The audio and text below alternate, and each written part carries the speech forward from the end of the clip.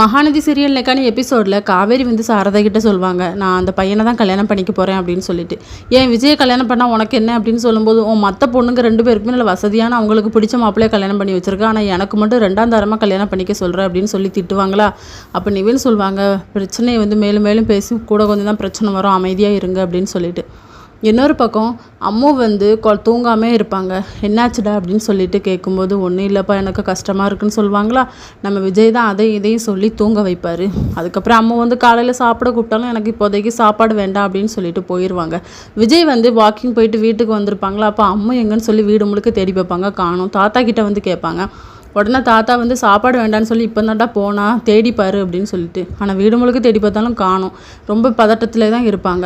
அந்த குழந்தை வந்து ரோட்டில் நடந்து வந்துட்டுருக்கோம். அப்போ நிவின் பார்ப்பாரு, எதுக்குமா வந்த அப்படின்னு சொல்லி கேட்கும்போது, இல்லை நான் காவேரி மிஸ் வீட்டுக்கு வந்தேன் அப்படின்னு சொல்லிட்டு உடனே விஜய்க்கு கால் பண்ணி சொல்வார். விஜயும் வந்து கூட்டிகிட்டு போயிடுவார். இதோட இன்னைக்கான எபிசோட் முடியுது.